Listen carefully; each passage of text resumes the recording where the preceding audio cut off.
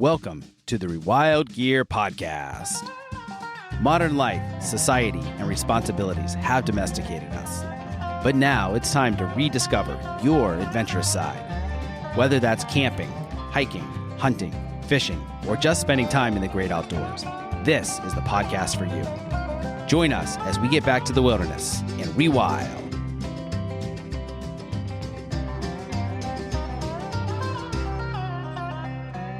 Welcome to the Adventure Made podcast. I'm your host, Seth Spears, and I am here today with Arthur Haines. And I have been excited about this interview for a very long time, ever since I heard him interviewed along with future upcoming podcast guest, Daniel Vitalis, about ancient skills and foraging and so many things.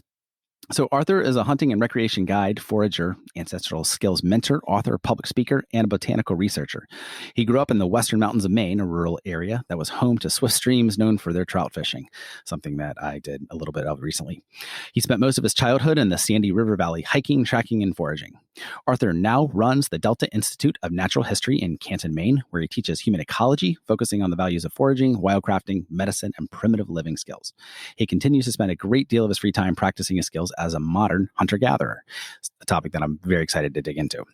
In 2017, he authored A New Path, a comprehensive work on nature, connection, and rewilding, detailing how to incorporate ancestral practices into modern living. And as a research botanist for the Native Plant Trust, he completed an inclusive flora of the New England region titled Flora Novae Angliae and has authored over 20 publications in peer-reviewed journals and books. He also has a very popular TED Talk that is available on YouTube and has a popular YouTube channel as well. Arthur, welcome to the show. So happy to have you here. Thanks for inviting me, Seth. Yeah, totally. So I'm really excited just to talk to you about your background and what it means to be a modern day hunter-gatherer. That's a term that we think of in kind of like an ancient or a much more primitive time period when that's how humanity lived. But that's not something that we typically think of in modern day life. So I'd love to get your just description of what that means to you. That's a really good question, Seth, because when you see people discussing hunting and gathering, particularly in modern forums, what they often focus on is the food aspect of it, which is where the title of the name comes from, right? Hunting and gathering. And that we are attempting to, if you will, return to our biological norms to get the foods that our species are evolved to eat. But it's worth mentioning, without trying to destroy everybody's enthusiasm, that we are as far from hunter-gatherer cultures as we could possibly be. Yes. Right? We lack so many of the other aspects of hunter-gatherers, which could include their communal aspects, their communal living, a very village mind, if you will, where people were living for the collective, not for the individual. And that collective can be both the human community as well as the natural community that the humans are embedded in. These were important facets of their living. And we often don't even entertain the ideas of, say, the spirituality, the animistic religions that hunter-gatherers had. We don't often build the very tools from our place that we use in the hunting and gathering. Many of us, we might go buy our hunting weapons that are put together from pieces all over the world, and then we go out on our landscape with this idea of trying to acquire this food. And I think I could potentially summarize the difference, or try to summarize the difference between hunter-gatherers then and those of us who are trying trying as best we can to become something more than just a domesticated human that lives in the village. There are these two ideologies that really prevail today. One is a control ideology, where we want control of what's around us. That might be well, I mean, there's 100 ways that we could go into discussing this control ideology. It comes even from our subsistence patterns. We're going to tell the land to grow this here now, and this comes from the way that we cultivate the plants, the way that we have domesticated the animals that we've taken all over the globe, and we're not going to participate, which is the other ideology that we could talk about, with the local landscape. We're going to be content with the foods are here. We're going to be content to be cold, to be hungry, to be uncomfortable at times. We're literally going to participate in this local ecological fabric, if you will. And I think that's one of the many things that needs to be shed for humans to once again to actually rewild, for humans to actually become a wild organism again, is to fully embrace a participation ideology, rather than still thinking that we need to have some control over the various facets of our life. And that's very hard in this modern society in which we live, because I like to call it a microwave society, because we want everything right now. We're so used to having strawberries in the dead of winter, or, a food that we wouldn't naturally get in our particular locale, just because we've modernized things so much with air travel and whatnot that it's so easy. Yeah, I like to think that this industrial society that we are all embedded in, whether we want to admit it or not sometimes, I've heard our society referred to as a culture of progress, which I really like that name. Or I guess that's sort of a name that I kind of came up with a bit when I heard hunter-gatherers referred to as a culture of memory, where that connection to the memories of the ancestors and the place were so important. We're sort of abandoning everything that's happened before us and just trying to move forward. And of course, as my wife would point out, when we lose the focus on how we got here, we simply plow forward with the same mindset, running ourselves into the same problems. Einstein and others have spoken about this idea that we cannot solve problems from the same mindset that got us into the problem. And there's these 4 things that this culture of progress does really well. And I call them the 4 C's. We pursue comfort above many other things. We pursue convenience, that rapid acquisition of everything that we want in our life. The universal remote control that will power our entire home so that we don't have to get up off the couch anymore, right? We've put so much research into the remote control while the polar ice caps are melting and threatening food production around the world. It's amazing, right? So comfort, convenience. The third one is class, which stands for the social hierarchy that we all have to admit exists in this culture of progress. We all want to ascend that, even if it's somewhat subconscious, because we know that as we go higher up in this human hierarchy, there are privileges associated with it. There are opportunities that open up to us. There's financial opportunities that open up to us that wouldn't otherwise exist. So we're all trying to accomplish this, as much as we might be trying to step aside from it. And the last C, is no culpability. We want no responsibility attributed to us for our actions. We always want to blame, well, what else was I supposed to do? Or I don't have any options.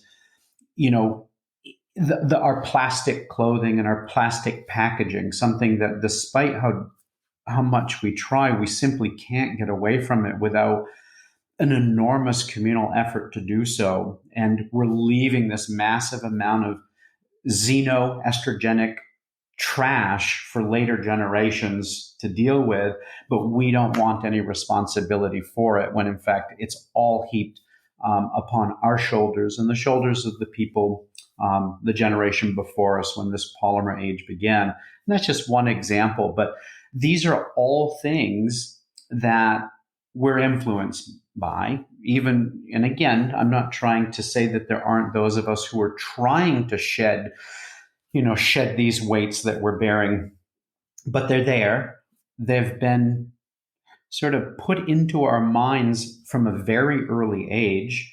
And now we take those things into the wilderness with us. Hmm.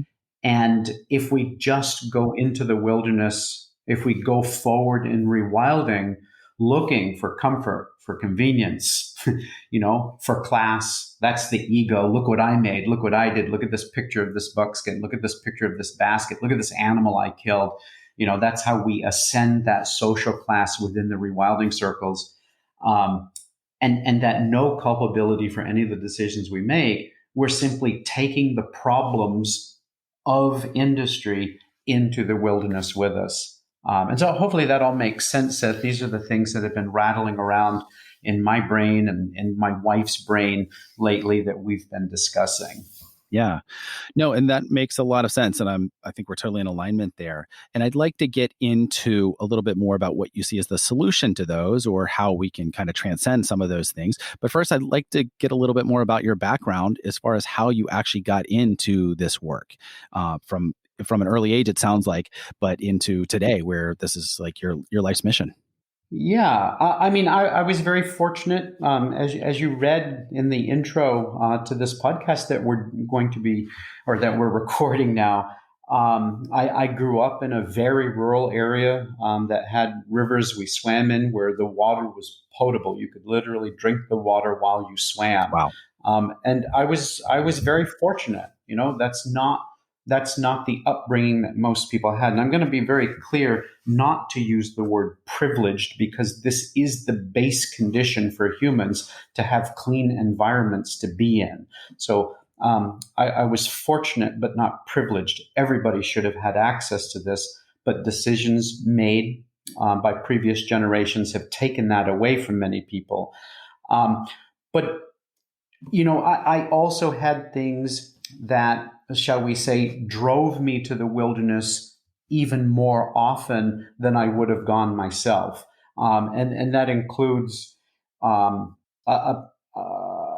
parenting situation with sometimes physical, but more kind of an emotional abuse, so that the wilderness was my refuge, and it buffered the amount of harm that would have occurred to me had I stayed indoors in proximity to a person that, I'll just be frank, did not like my person very much. And it had to do with a step parent who, I was not biologically theirs. And so that's part of the story, is that, I was in the wilderness to escape trauma as much as I really enjoyed being there. And it's where I found calmness and solace. And I simply love the landscape that I grew up on. I'm fortunate in that way. I'm here now following this, as you kind of mentioned, kind of a life's mission. I would say I have to admit that answer is partly because of grief. And I want to be really clear.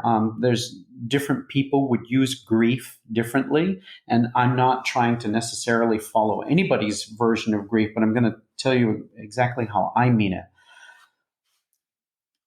Grief isn't despair. It's not desperation, and it's not depression. It's something that you feel, and literally its origins do refer to a weight to bear because of your love of something. Mm-hmm. And I personally don't feel that you can grieve something if you don't love it. And likewise, if you love it, you probably are going to have to grieve for it at some point, because those feelings go hand in hand with me. And I want other people to bear this weight that I feel, because we can all see what's happening to our wilderness areas, to our oceans, our rivers, our mountains. You really would have to have your head stuck in the sand to not know what's going on.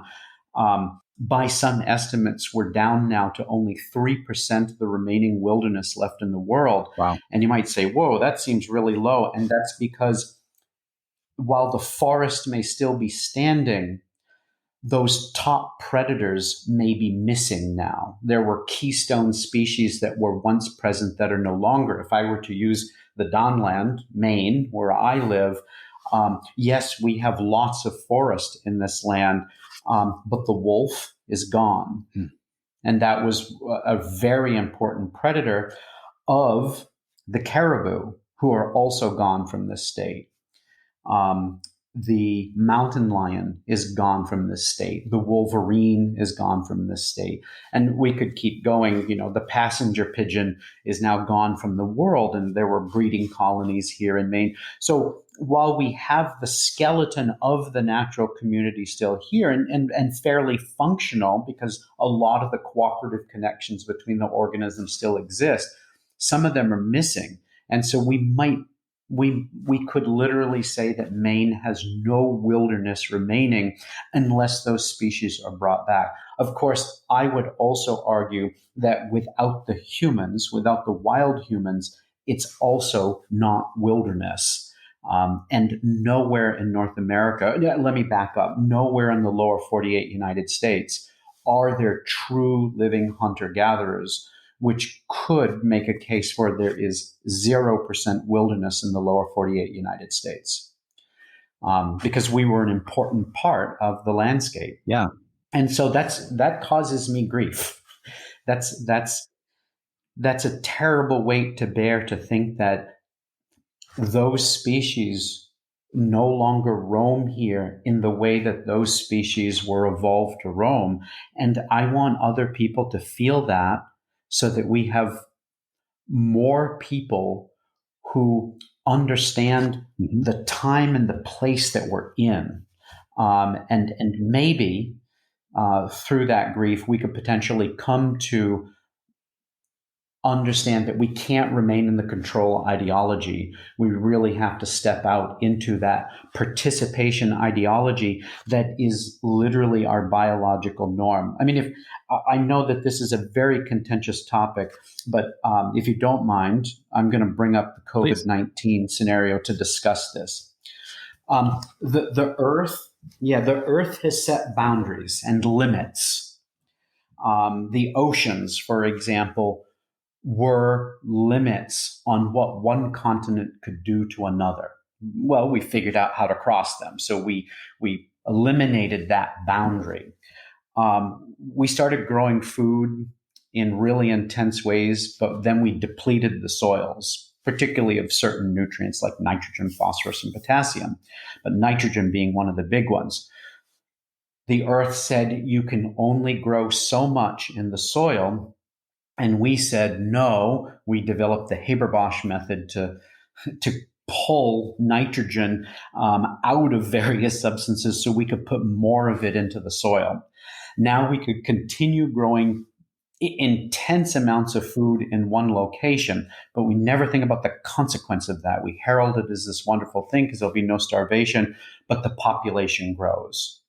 The earth then sets another limit for us, and it says, okay, your population has grown to what we might describe as absurd levels at various times in various places. So now what's going to happen is plagues, infectious disease. It's going to knock your populations back to something that the land can support sustainably.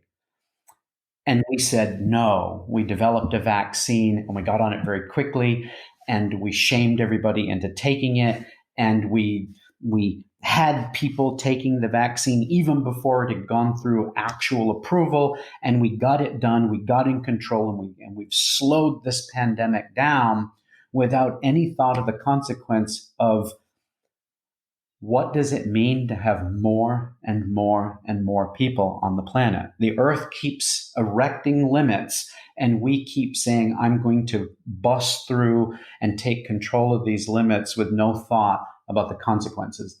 Not until we are a population that would say the pandemic is coming and it's going to be terrible. It's going to be heart-wrenching, and there's going to be this grief, but it is something that maybe, it just maybe is something that our populations need to experience on a regular basis, potentially, to make sure that we are within the Earth's limits.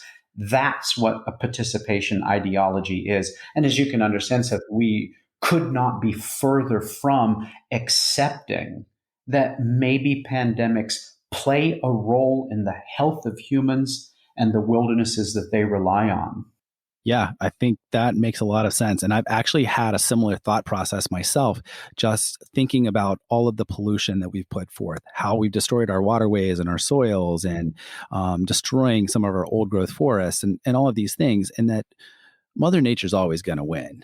And so at the end of the day, and throughout history, there's either been a war, pestilence, famine, pandemic, something that has kind of brought things back to um, a different type of relationship where it has reduced some of those issues going on. And we haven't had anything like that in a very long time.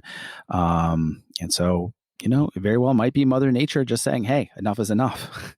Yeah, I mean, it's certainly true that this world will go on and it will exist without humans here. But part of the grief that I experience is that I love humans. I love being a human. I'm not a xenophobe who thinks that all the humans should just, in mass suicide, kill themselves off to protect the planet because we're part of the planet. That's like asking one of the beneficial microbes in our gut flora to say, okay, you all have to go away, and like, you're part of me. I can't lose you Yeah. because I don't function in the same way without you. And the same is true of humans. We are a special creature, and we experience and we celebrate creation in a way that's completely unique.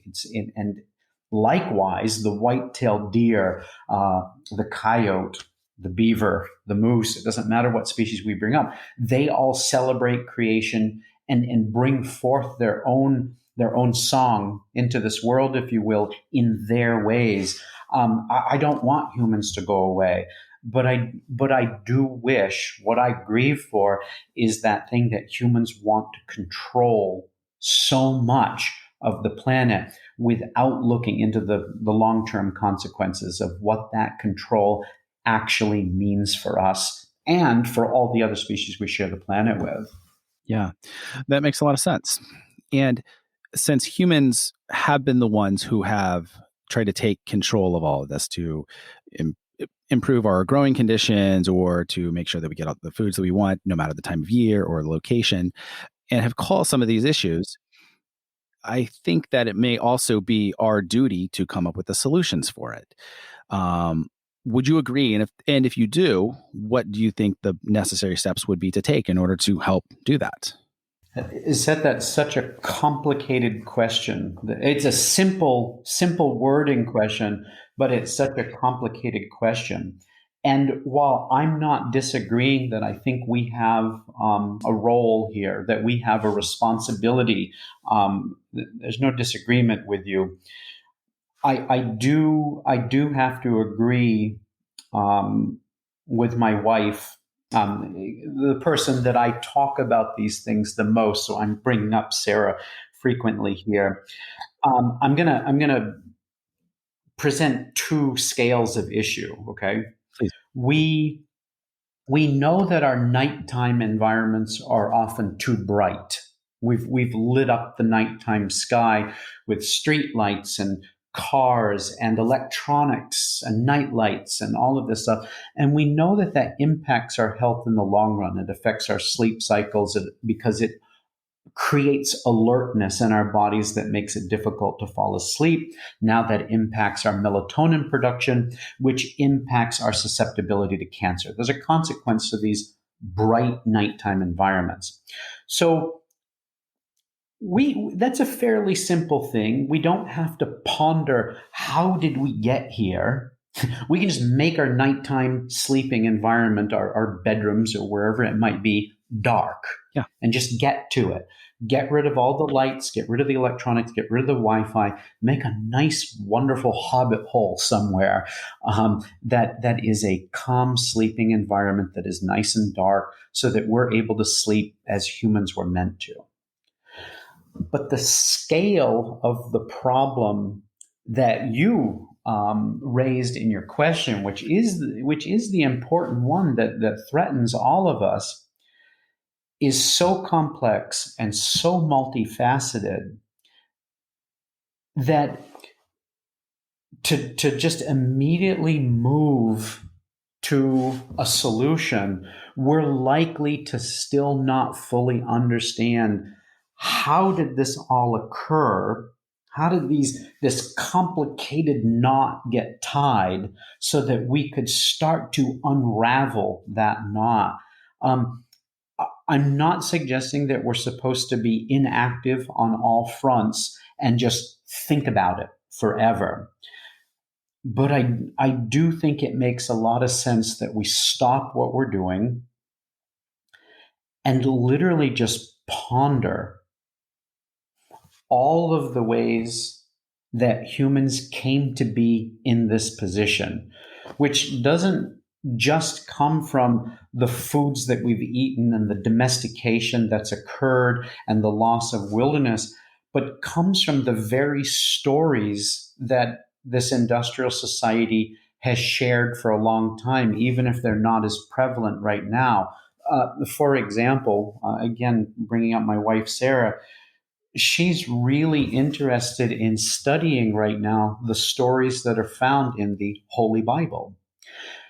Because our society, even if Christianity is waning tremendously as we know it is, we still have so much of that built into the way we think and the way we go forward with our dominion, with our control ideology over the natural world, with the way we consider ourselves to be the most important species, right? The way that we even consider, in some cases, our species to be the only one with a spirit or a soul.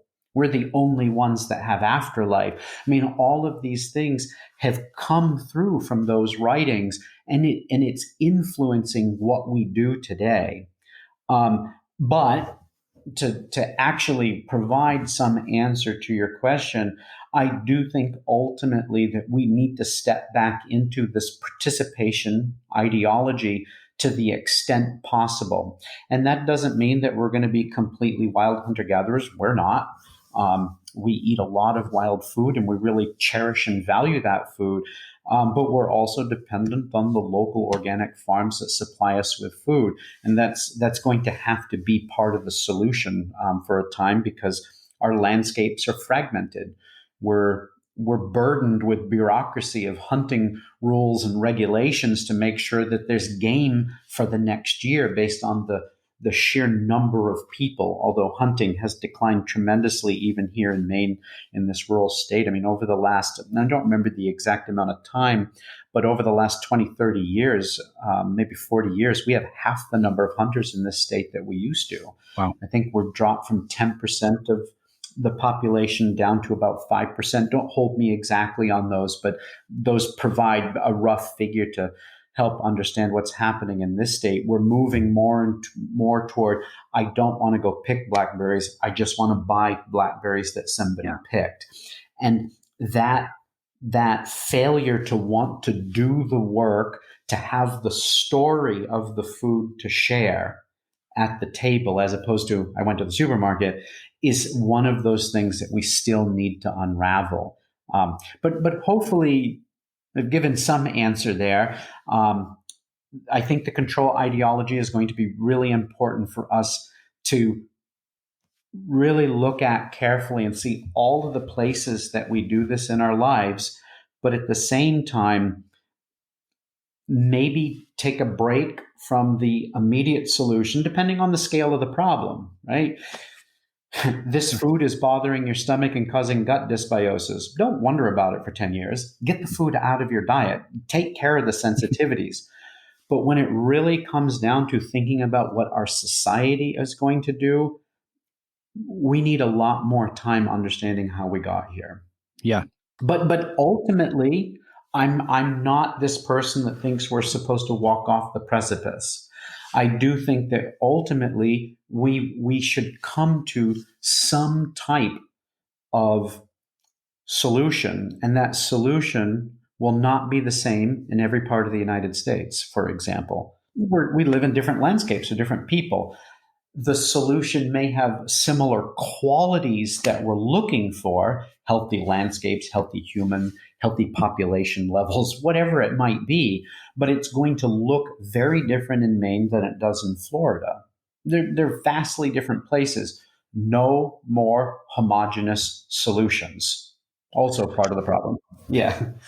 I'd like to talk a little bit about the rewilding concept, and we can get into rewilding humans, which I'd like to touch on that a bit. But also when it comes to rewilding different locations and geographies, and especially different flora and fauna, and obviously, as you're well aware, the whole concept of rewilding in the modern parlance came from the reintroduction of wolves into Yellowstone. And so we've seen how successful that has been for the most part. And like you mentioned earlier about how many different animals, there's no longer wolves and carrier pigeons and caribou in Maine. So there's this trend to reintroduce some of these animals into these locations where they previously were. But that's not without consequences, because some of them, whether they're predators or prey, that entire symbiotic relationship, if you don't have all of those things in play, which I don't know that we ever can anymore because of what we lost, there's ramifications to that.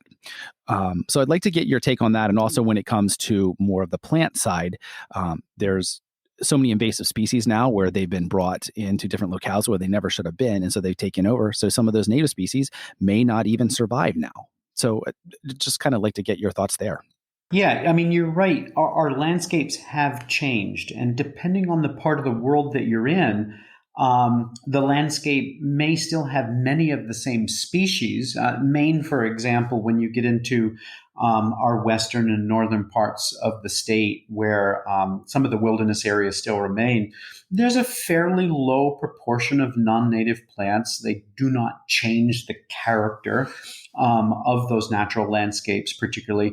But we're talking about smaller wilderness that's bisected and trisected and so on by roads. We don't have roadless regions anymore, even within our wilderness areas, because the paper companies who log the forests to be able to get pulp for paper mills have essentially built a multi-million dollar, maybe billion-dollar road system throughout our wilderness areas. And so you can essentially access most of Maine now within a day's walk from the nearest road. There aren't places that take 5 days to cross anymore, if that makes sense. Yeah. So we do have changed landscapes, and it's only going to get worse until we start valuing these landscapes as having really important functions, potentially for future beings that aren't even alive yet. Because I would sort of argue that we're committing violence right now on future humans and future other than human persons by continually degrading and reducing the size of the wilderness areas that exist. Mm-hmm.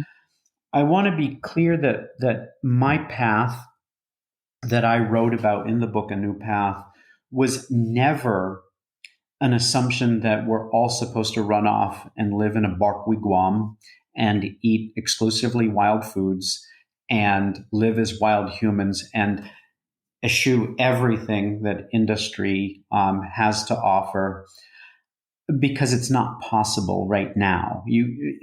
This idea of the lone human marching into the wilderness and just living it literally is an impossibility that's ever going to be a reality, because we are a communal species. We do need other humans around to simply take on the various roles that are required for wild living.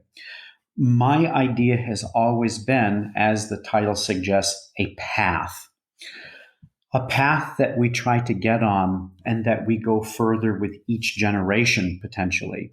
In my generation, you'll never see me living exclusively in furs, in a shelter, hunting with a wooden bow that I made myself. Now, have I built shelters and slept nights in them? The answer is yes. Have I made hide clothing? The answer is yes. Have I made wooden bows and hunted with them? The answer is also yes to that. But that doesn't mean that I have brought that all together into a holistic form of living, because I lack the community and I lack a place to do it. Right now, we're very fortunate. We sit in the middle of If you drew a very funny shaped line, it's about 9,000 acres of forest. And we started trying to conserve, and I want to make clear, not preserve, but conserve the forest, which does mean that there's interaction with this forest.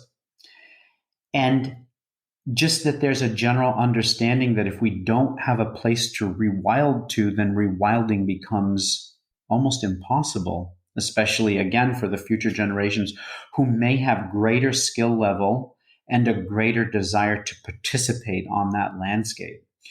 So the rewilding in the East is different than the rewilding in the West. In the West, there are million-acre blocks of national forest land that are already available. That's not the case in the East.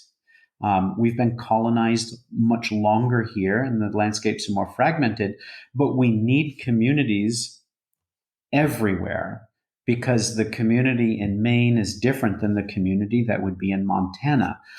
There's different plants, there's different animals, landscape features. Our rivers harbor different species.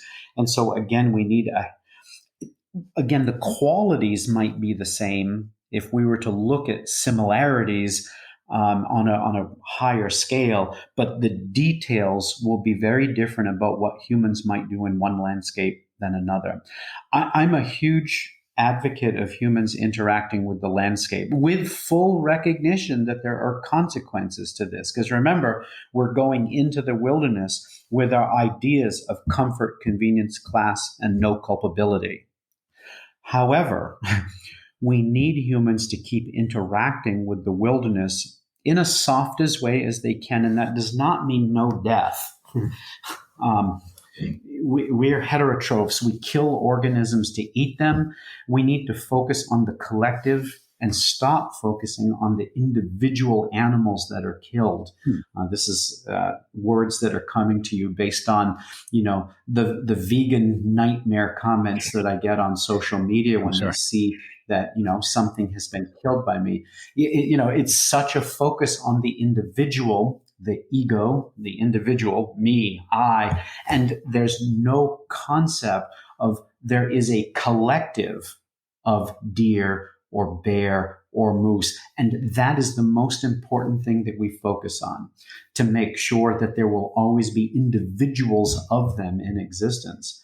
So we're going to go forward into the wilderness, taking all of our biases and our indoctrinations that we have learned, and those cause harm. But the greatest harm that comes is to lose out on that firsthand experience in the forest, on the prairie, on the mountain slopes. Because when we lose out on that, we have no ability to love those landscape features, which means we won't grieve their loss.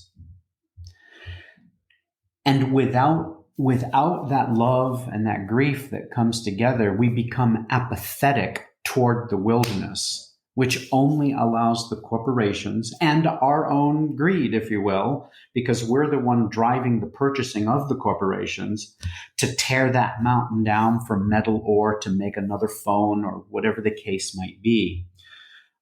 I understand this. There's consequences to people going into the wilderness, but there is greater consequence to people staying in the city, because the city will eventually expand to encompass the remaining wilderness areas.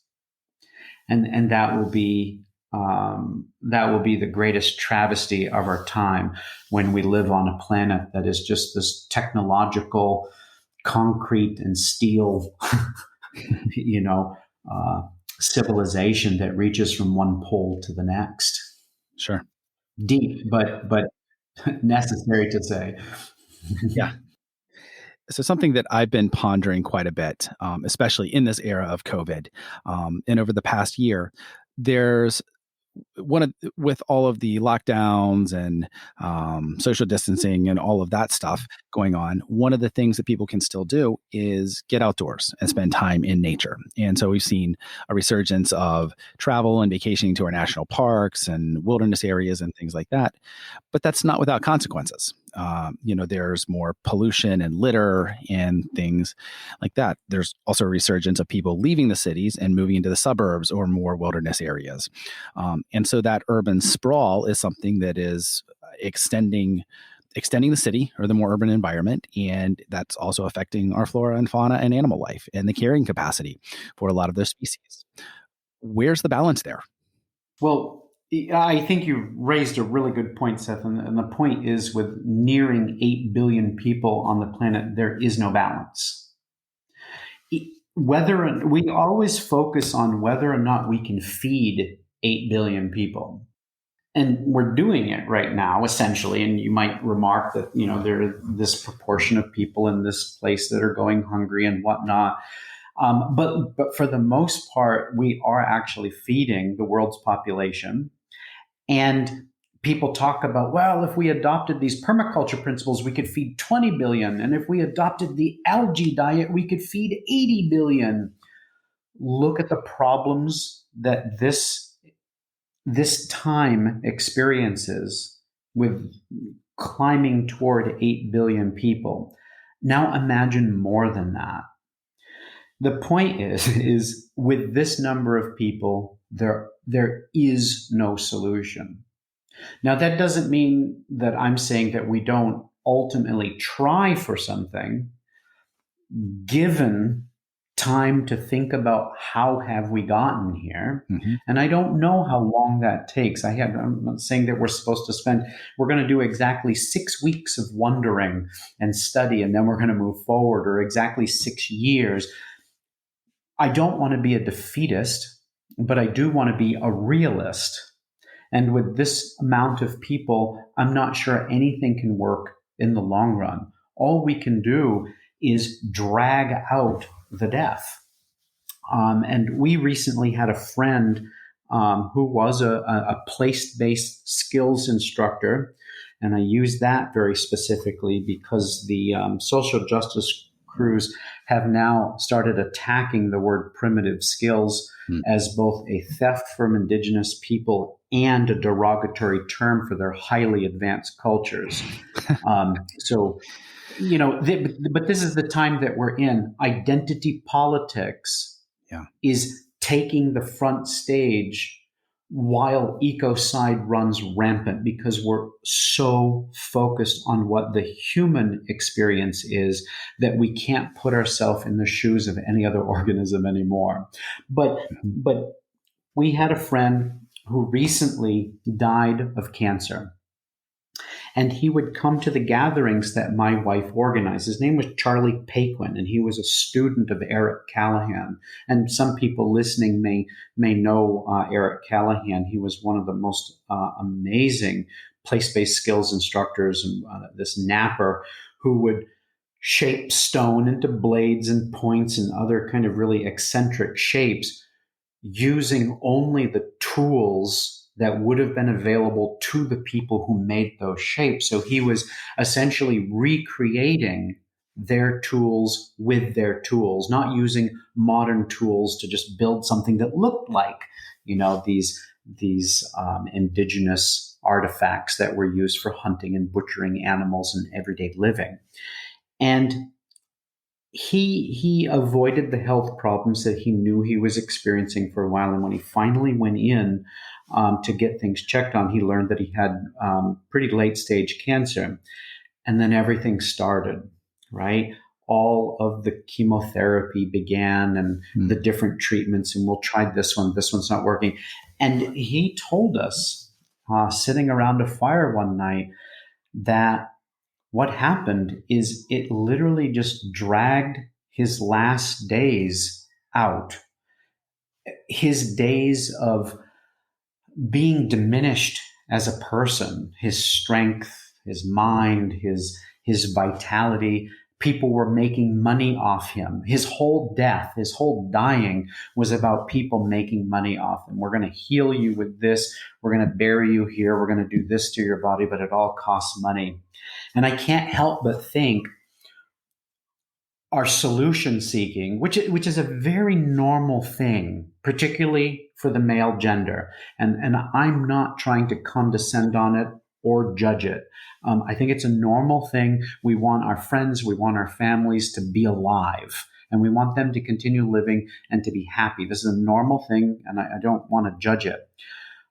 But as we seek solutions from that same mindset, are we not just doing what happened to my friend, our friend Charlie Paquin, whose life was simply dragged out at the end when the quality was potentially so diminished that we maybe maybe there are places that we need to let things run their course. I don't know. I don't have the answer. But I hope that what I'm saying is making some sense to you or the people that are listening. What comes to mind for me there is that one of my philosophies has always been quality over quantity, which seems like a complete dichotomy from this modern American ideal of mass produce quantity over quality. I recently, earlier in the summer, I spent some time in Sicily, and just had an amazing experience. My family is Sicilian originally, and so I've been trying to get there for over 20 years. And every time I go to Europe, I never want to leave. And so I had someone ask, what is it about Europe that calls you so much, that you enjoy? And I started thinking about it, and it came back to, in Europe, they measure time differently than here in America. Everything is stretched out so much further. They think about things in a much longer time frame, whether that's the cathedrals or the buildings or the roads. Everything is built to last. There's a certain quality aesthetic, the way that they have traditionally have built things and thought about them, as opposed to here, let's get it up as quickly as possible. Let's build it as cheaply as possible because we're just going to tear it down and rebuild in 5-10 years. And so I think it's that aesthetic and that philosophy of quality over quantity and thinking for the long term that is so appealing to me. Seth, I hear you completely. And I think this is a really important point to make. Again, we're talking not about participation, but we're talking about control. I want to live a long life. In fact, I'd like to be immortal, right? This is the prevailing theme.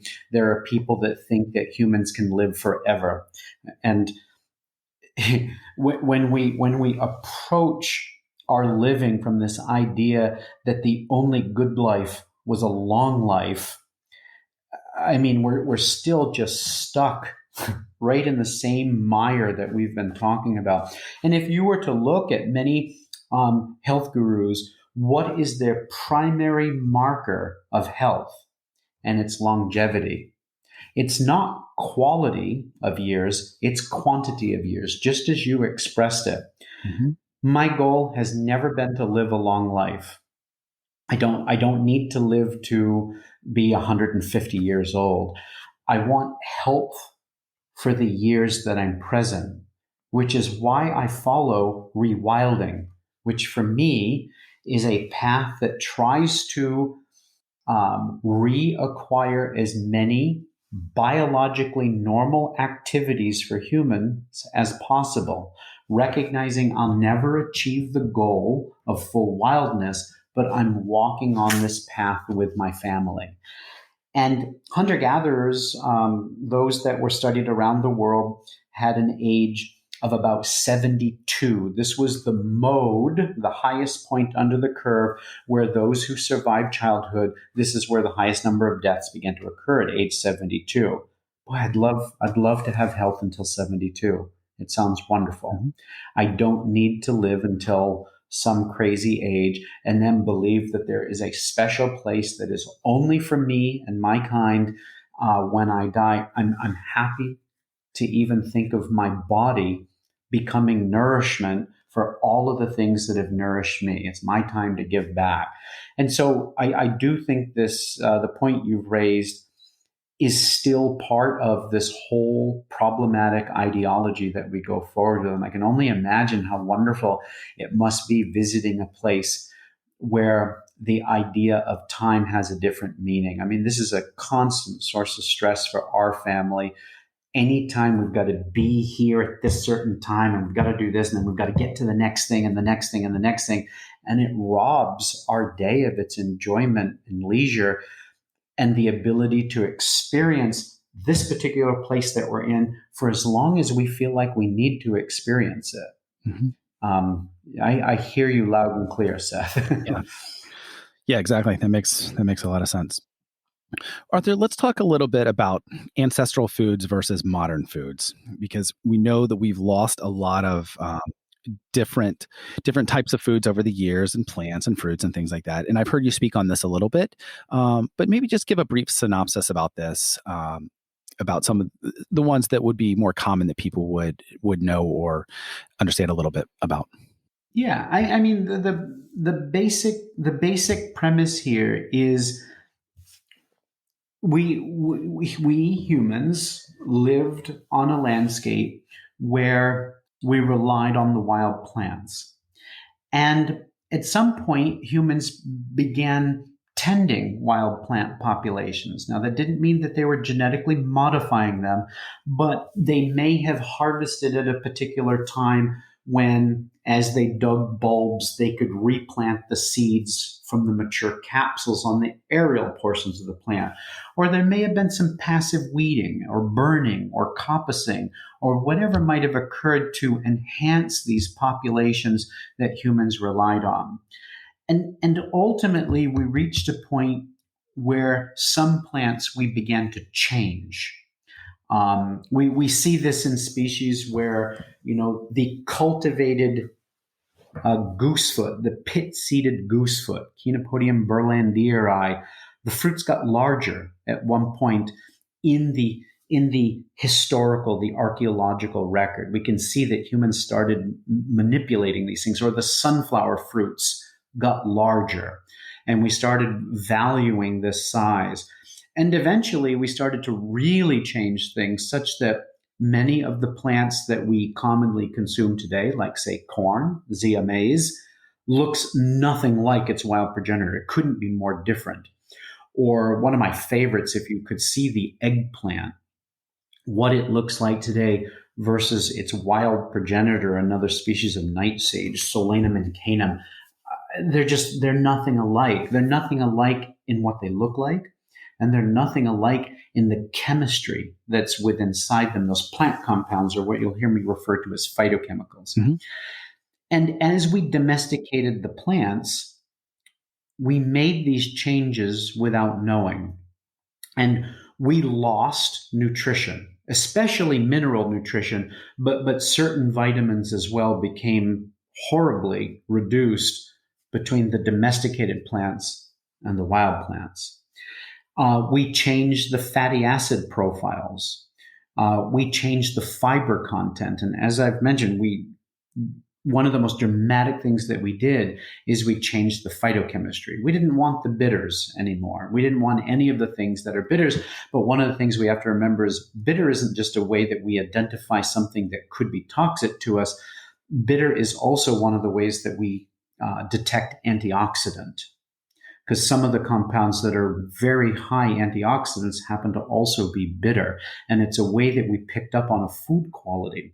So we changed all these things. And we hear about things like the three sisters, right? Corn, squash, and beans. This is back at a time when these were grown organically and when they would have been considered heirloom. They still had their seeds, right? They could be saved and planted in the next generations. But we know what happened. When we look at hunting and gathering communities that transitioned to the three sisters, they started dealing with all kinds of deficiencies, bone deficiencies, deficiencies in their immune system, dental caries and tooth loss, and it goes on and on. And I won't get into all the details, but there's really good work looking at this in what is modern day Kentucky. Two groups, one complete hunter-gatherer, the other did some... That's where I'm from originally. Oh, interesting. Cool. And one that relied primarily on the three sisters. And they looked at their bones and their teeth and could examine a number of health deficiencies that came in those people once the reliance on cultivated foods. In fact, chronic disease is a relatively new phenomenon for Homo sapiens, for relatively modern Homo sapiens. So I'm not going back to like Homo neanderthalensis and Homo erectus, and groups that were still working out their nutritional connections to the landscape. But I'm talking about when we look at the hunter-gatherers that would have existed on this planet, say 500 years ago or 300 years ago, or even more recent for some groups of people, chronic disease was almost unknown. That included cancer, diabetes, obesity, cardiovascular disease. These things just didn't exist or were at a near zero incidence. And we know this because there are doctors, there are physicians and surgeons who spent their careers on what was at that time the frontier. We're talking the latter half of the 1800s and the early 1900s. They lived with the indigenous. While they were finding tumors on the civilized people that lived amongst the indigenous, they were not finding tumors on the indigenous. And even more modern day examinations of some of the hunter-gatherer groups on the African continent who are pretty disrupted still show a near zero incidence of cardiovascular disease, which I think kills about 25% of the adults in the United States. It might be higher than that. But you get my point. Our foods are not sustaining us. And while we have done a remarkable job in our Western medicine of dealing with acute health issues, we have the best trauma medicine in the world. We get into a car wreck, we can put people back together. Of course, it comes with a consequence, but we can do that. But when it comes to chronic disease, we've done more than drop the ball. We've promoted it at every decision that we've made. One of the reasons I am so grateful that I made life choices that led me to a place of knowledge about wild foods is the hope that I can live a life that is free of debilitating chronic disease, so I can have that quality of life until my time comes to give back to all of the things that have given to me. So one of the things that I try to suggest to people when it comes to these foods is, by every way of knowing, these foods do not sustain humans. Okay, now does that mean that we should hate them and not have gratitude for them because we still get full bellies and we can still live and so? No, I'm not claiming that we should vilify cultivated foods and animals that are raised with under domestication. But what I am saying is be really choosy about the foods you bring into your home if you have this ability. Look for heirloom plants, those that are closer to their wild progenitor. Look for animals that receive their biologically appropriate foods. And I'll warn you that corn is not the biologically appropriate food for cows. Right? They eat grasses and forbs, high quality grasses and forbs. That's what they're designed to eat. And if they're not eating that, I don't want to eat them. I want to drive the markets to do more pasture raised, cage free animal husbandry, because this is what is best for the animals, which makes them best for the people. It's this win-win in many ways. Yeah. Also, look for plants that are minimally modified from their wild progenitor. That's not the eggplant. In fact, it's not corn. It's not lettuce. These are very, very different looking and tasting from their wild progenitors. But when you go to the store and buy blueberries and blackberries and raspberries, there's changes, and there's changes that have health consequences to us, but they're still mostly identical in what they look like and what they taste like, and they have a lot of the same health benefits, maybe just a little bit less of them. And so I call these minimally modified plants. And these are the ones that I seek to go after when we purchase things in the supermarkets, the farmers markets, wherever it is. I want the ones that are closest to the wild progenitor.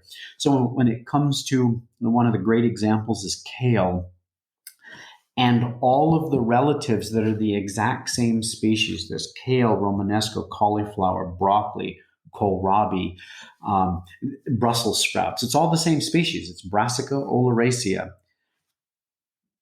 when you look at Romanesco, when you look at broccoli, when you look at cauliflower or Brussels sprouts, you can plainly tell there's no wild plant on your landscape that looks anything like that for most people. They're bizarre looking.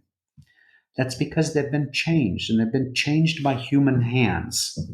We took what creation gave us and we modified them. We modified them to make more food. That was our solution. Make more better tasting food. But we didn't think about the consequence of making more better tasting food, right? Again, we lost those beneficial phytochemicals. We lost mineral nutrition. We lost vitamin nutrition. And that came back to impact us. We didn't think about the consequences.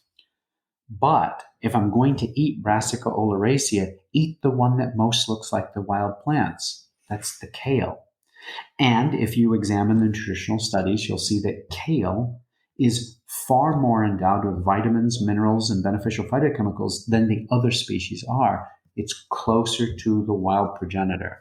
So this is a strategy that we often use to help try to recover the nutrition. And I'm not trying to claim that humans only need to worry about depth of nutrition. There's a lot that we need to be healthy that's outside the realm of food. But when it comes to the physical nutrition that our physical bodies need, this wrapper, if you will, that sits around our soul, these are our strategies for trying to recover some of that so that we can hopefully stave off that chronic debility that seems to come with the cultivated foods. Is there a list or resource where people could read up more on this as far as the foods that are the closest to their originator as opposed to ones that have been modified? Yes, there is. But what I did is, because I made a list, and this list is published in A New Path, which is still available. It's sold out, and it's still available as an ebook off my website for people that might be interested in reading this book. But a list is a recipe. And if you don't live where I live, where these are the common foods that are grown, and you live, let's say, in China or Russia or, Senegal or something, you might be stuck. Although they probably grow some of the same foods there now too. But the point is, I created a list of qualities to look for. This is how minimally modified plants differ from some of the really seriously modified plants that we have had in our diets for a long time. So that you, in other words, I've presented the concepts of how you would find minimally modified plants, and I provided the recipe. I hate recipes. I like providing concepts. Some people just tell me what to do. But you want to know the concepts so you can apply a choice that you might need to make to your personal situation. Great. Well, we'll definitely include that. So it's there. Super. Okay. We'll include that in the show notes for sure for everyone that wants to learn more about that. Arthur, regarding primitive skills, so obviously you're an instructor in some of these. What do you feel like are kind of the basic skills that everyone should know? Just, things that we've lost. And there's so many here, obviously, but just kind of the basics of what you feel like everyone should know. Right. And as you might suspect, the answer would change depending on what landscape we're on. Sure. Here I live in Maine. We're in a water-rich environment. And the ability to find water, you can't not find it. Whereas if you were in the Sonoran Desert, the ability to find water would be very different. Fire is a skill that is important everywhere you go, though. Whether you're talking about the Sonoran Desert or the Maine forests, it's the same. We still need fire. We need it for a host of things. It isn't just to stay warm or to cook food to make it safe to consume, or to sterilize water, to shape wood, to create earthenware, to create adhesives that can hold things together, to keep us safe at night, to give us light, to illuminate our world. We could keep going with the reasons that we need to have fire. And remember, fire has shaped our being. We are literally children of the fire. Our short digestive tracts, that we have from having consumed cooked foods from before Homo sapiens was a species. The anatomical evidence of fire goes back, and in fact, artifacts go back to Homo erectus. Um, several, we're not descended from Homo erectus, but we have a common ancestor with Homo erectus. It goes way back. The anatomical evidence suggests that controlled use of fire and cooked foods may date back 1.9 million years ago. The oldest artifacts indicating controlled use of fire are at about 1 million years old. Keep in mind, Homo sapiens is 315,000 years old based on our current understanding. So fire, the use of fire and cooking of food predates our species. We learned it from the ancestors of Homo sapiens. So that's always a big one.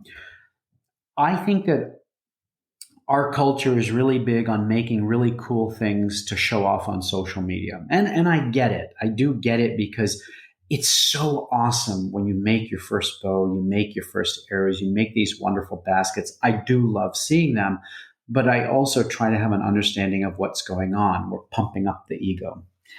And so what I try to tell people, it's really easy to know what you should focus on. What do you go back to industry the most for? It's food. Mm-hmm. We eat 3 times a day, maybe more, maybe less, depending on, your household. But food is one of the number one ways that we interact with the planet. And food is a euphemism for other lives, right? So we interact with the planet by consuming these other lives. I want to get good and have a skill set and a gratitude for the food on my landscape. And sometimes that means we need to manufacture hunting weapons or nets or baskets to put plant foods in, pouches, sacks, berry hooks, you name it. We need tools. We're tool users. We don't have, big claws and huge teeth and those kinds of things that some other animals have. We've lost them because we've been tool makers for such a long time. And so we may need to make tools to acquire our food. But we do use medicine and we do use clothing. And those are things that we go back to industry over and over and over for. We live in a house. We have a communal house that I'm in right now, and then we have a smaller home that's our private home. We don't go back to industry very often for homes, though we do go back to industry for the fuel to light and heat them often. But so I focus much less on the shelter that I have as compared with the food, the medicine, the clothing, the things that we go back to industry over and over and over for. And so for me, that's the concept that I use as a checklist. What should I focus on? And I don't want to throw, disposable lighters filled with a highly refined fuel away anymore. And so we start a lot of our fires, and this isn't exclusive by any means, but we start them with friction fire methods. This is to help us stay in shape for this method, but it also means that we're not throwing away plastic. Sure. Not as often, at least, from this particular source. And so that's another way that we would have been going back to industry over and over and over. So hopefully the point is made. I let my household's needs dictate the skill sets that we have chosen to focus on. Got it. Arthur, what is the biggest life lesson that nature and the outdoors has taught you over the years? Oh, these questions, they're always so hard because as soon as you answer them, you can think of 6 other things that you wish you had said. Of course. I do think that it goes without saying that there's humility that comes from being in these awe-inspiring environments. You start recognizing you're not the focus of the universe. And I think that's an important point. Grief that has come from the interaction with and the love for this landscape that I live on. And that's important. My wife and other authors that she listens to would argue that this is something that more humans need to do. More humans need to bear this weight, so it's not shared by so few. It can be overwhelming right now, and if that weight was shared amongst many, the ecocide that this planet is experiencing, the disillusion of the human community, especially with COVID-19, we're terrified of other humans now because they're going to make us sick and we're going to die, right? All of this stuff. These are the lessons that the wild has certainly shared with me, and many others. I mean, if I could download to you, Seth, and likewise you to me, the experiences that we have had in our forests and our rivers. I mean, there's a lot of just rapture and joy that I've had in those places, and I want to give back in some way. And I want to do more than just give up my body to nourish the microbes, the fungi, and ultimately the trees that will grow on top of my body. I want I want existence to know that I was grateful. Mm-hmm. Oh, that's great. And so I need to act, and that's the other life lesson is if we don't try to do something, if we make the decision to do nothing, then the dominant culture rolls on. And so,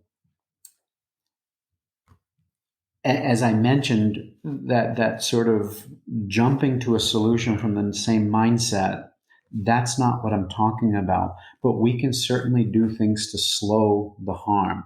For example, we could potentially join forces with other land trusts or organizations. Obviously, many people know the Nature Conservancy, which I'm not as big on as I used to be based on changes that they have made to their philosophy of late. But it stands as an organization that many people have heard of, who you can contribute your financial wealth, what you can spare with others, to buy land that could be conserved with human interaction so that the industrial harm cannot roll over it. At some point in the future, we may change our mind, but at least letting that land not be cut flat, turned into a housing development, flooded for another hydroelectric project, whatever it is, it's not the solution, but it provides us an opportunity to possibly enact something in the future. I'll give an example of what I'm trying to say here. One of the organizations that I work for, the Native Plant Trust, asks me each year to find globally and regionally rare plants, and we gather the seeds or the fruits which get desiccated and stored at ultra cold temperatures. Now, whether this is actually valuable or not in the long run, we could have discussions about it. But we gather under very strict protocols with how much we can take from populations so that we don't impact these in the long run. And what's the goal is to have that genetic material saved so that we can put it back if something were to happen to those plants. Mm-hmm. Well, you could argue that what's likely to happen to the plants is their habitat's going to be destroyed, so you have no place to put the seeds back. And that may be. But it all becomes moot if we don't have the seeds. Sure. We can at least argue about where they'll get put back if something happens. But if the seeds aren't there, it's all gone. So it's what we should be doing, possibly, is literally altering the way we live to something softer on this landscape. That would protect the wild plants. But we're not really doing that. We're going to gather the seeds. So there's this, whatever. Mm-hmm. But the point is, if we have the seeds, we can argue about what we should do with them. If we have natural landscapes left, we can argue about what we can do with them. But if we develop them all and convert them all into cities and towns, there's no argument, or for that matter, cornfields or soy fields, we can't argue about it anymore. They're gone, at least for generations to come. Mm-hmm. And they're not just going to grow back. There will be tremendous species loss because all of those complex interactions that were occurring will have been broken. And what comes back is vastly different than what was there. And in fact, what comes back may no longer be stable because ultimately the pollinators might be gone, or the seed dispersers, or the predators, or what have you. We don't even have an intact ecology anymore. There is no food web. There's just food strands, right, that get left if we demolish everything. So protecting land, it's not the solution, because the solution is ultimately going to be humans changing how they view and interact with this planet. But protecting that land from industrial harm provides us future options. And I think that's a really important thing, and it's something that we've been doing here at Wild Waters Community. Yeah. Got it. That makes a lot of sense. And that leads me into my next question about conservation organizations and environmental organizations. Who do you feel is doing just a great job, that is really focusing on these things that we've been discussing, and not necessarily getting involved like in the political side or anything, but just it's boots on the ground and just taking the bull by the horns and actually doing really good work? Nobody. Mm. I don't think anybody's doing a good job. I think people are doing the best job that they can do, but our conservation comes with, again, all of these biases and prejudices that we have had. You look at a lot of our national parks, they were set up under the belief that there was a wilderness that was untouched by humans. And so there should be no human interaction there. And in fact, we know that there were indigenous populations on this continent that lived in these places, that altered and shaped these places, that tended these places. And in fact, the abundance of wildlife and the plant life included that we saw was partly based on their traditional ecological knowledge. There's almost no such thing as a wilderness that was untouched by humans, but we set everything up in this way. But now, if we say, let's get the human interaction going again. Well, some people say, yeah, that's me with a chainsaw cutting trees and making money. Or that's the hunter saying, I'm doing something primal, but we're hunting with rifles, hunting at ranges using magnified optics and relying on a chemical explosion to propel a projectile. Not judging it, I use a rifle and a shotgun for some of the hunting I do as well. But it's not quite the same anymore. And so I'd like to see that organization who set up conservation. Conservation can be hands-on, where humans interact in a way that's guided by ecological principles, provided we can even know what they are anymore, such that both the humans and the organisms that we use for food or fiber or material for whatever crafting we're doing, that both are benefited in the long run. And most people can't wrap their head around, if you're killing it, you can't possibly be helping it. And I don't know that we have time to get into what a myth that actually is. There's just so many stories that we could tell that dispel the idea that the individual death can't be beneficial to the collective of those organisms. But again, the humans interacting with that landscape, guided by traditional ecological principles, that's what I want to see.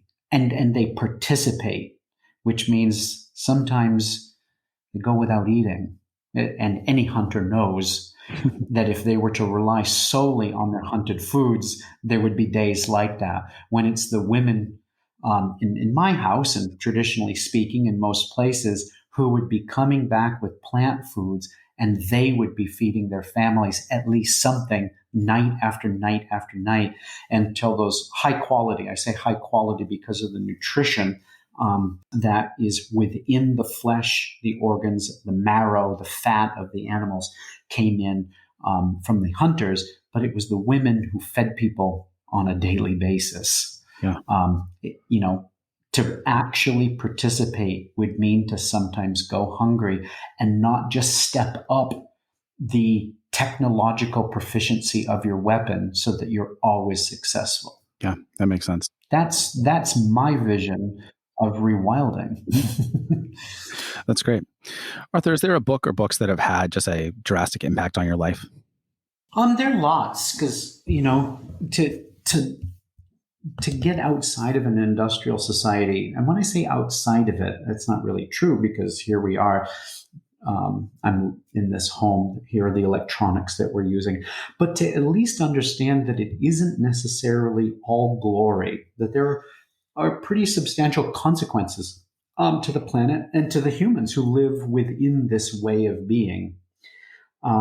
I had to read a lot of books and have an open mind to all kinds of information. And I just encourage people, be open, be open, be open. Mhm. People are going to say things that might sound wacky at first. And, 5 years later, it is your guiding light in your life. So just be open, listen, don't immediately attack them.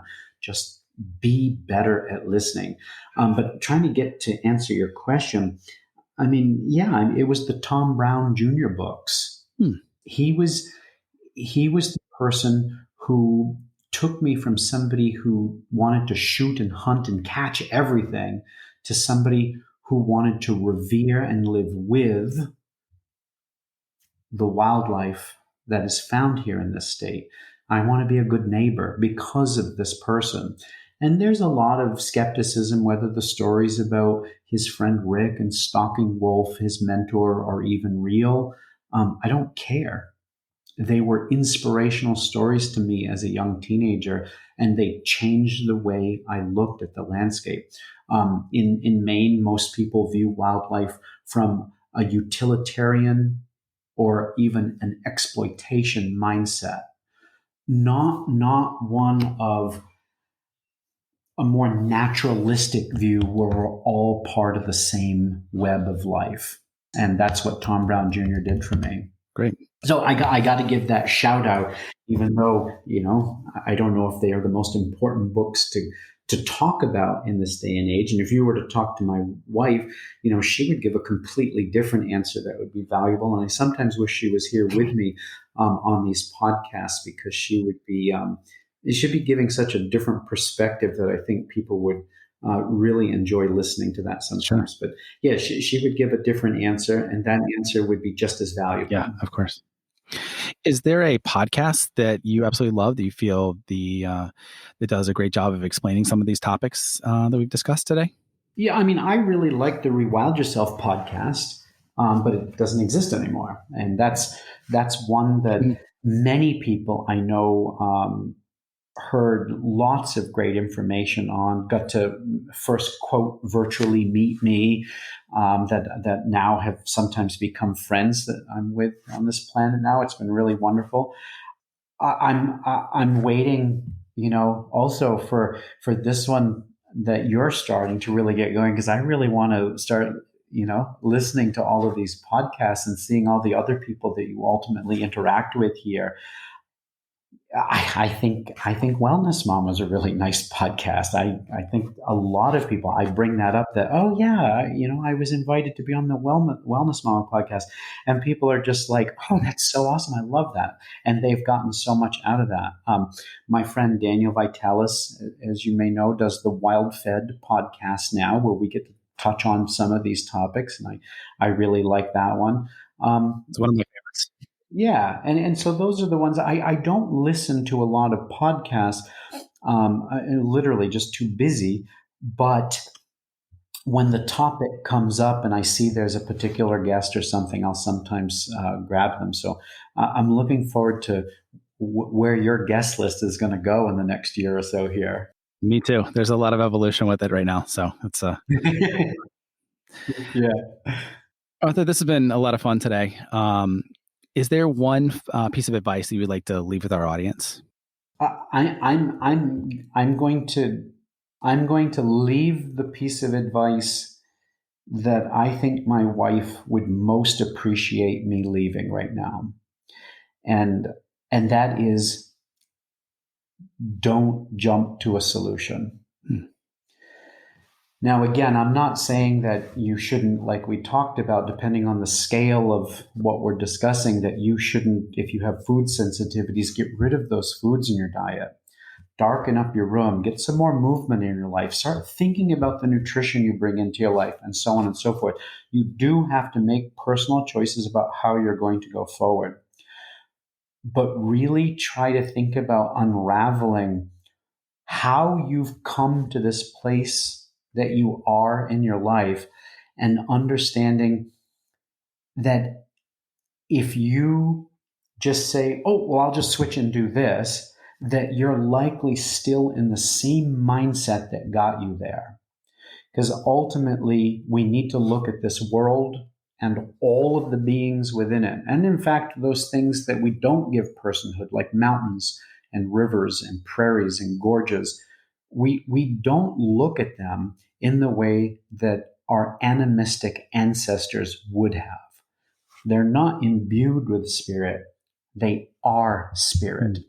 And if you truly believe that if this tree or this rock, this particular feature was spirit, would you interact with it in the way that you do now? And so it's going to take some time to unravel how you got to that place that you are. And I do agree with her. I think let's start making our bodies stronger and healthy in the meantime, but let's really give our minds and our souls some workout before we just start jumping on the solution bandwagon. I think that is good advice. And I think she would be happy to hear that uttered here. If she were here, I think it's one of the things she would be offering. And express your emotions about the place we're in right now. Because if there's no balance between the intellect and the heart, we're just going to keep running into problems no matter what we do. So yeah, Mhm. think about things longer than we do. I think that's very good advice. Thank you for that. And thank you so much for being here today, Arthur. I've really enjoyed our conversation. And where can our listeners learn a little bit more about you online? Well, thank you, Seth, for inviting me to be here. It was really great, and I hope that we get a chance to hunt with each other in the future. For sure. I've recently done a little hunting in your part of the world, and I got to say, I really enjoyed it. I have an appreciation, a fascination, and a gratitude for the feral pigs Hmm. in your part of the world that typically gets overshadowed by, oh, they're causing ecological damage. And that may be true, but so are humans. And we're not running around thinking, they all need to be eradicated. But anyways, I've really come to appreciate that animal and what it can offer. Rather than just immediately going to, oh, it's damaging, we need to get rid of it at all costs. They're just rewilding. They're doing exactly what we find ourselves doing. They were, right? They're born into a life of being a feral pig and they just want to live. I'm born into the life of being an occupier of stolen land. I didn't want this, but that's where I find myself, and I just want to live a good life that and get as close to an ecologically sound existence as I can. But so anyways, this is why I want to come hunt with you. um, I'm available, on the web, arthurhaines.com. I'm on Facebook. It's just my name. And of course, there's Wilder Waters Community and our nonprofit that is both on Facebook and has a website. There you'll interact primarily with my wife. We occasionally do classes, gatherings, and even apprenticeship programs where people come to learn about place-based skills with a focus on food and medicine and sometimes hide clothing, depending on the time of year and when people are coming or what people are coming for.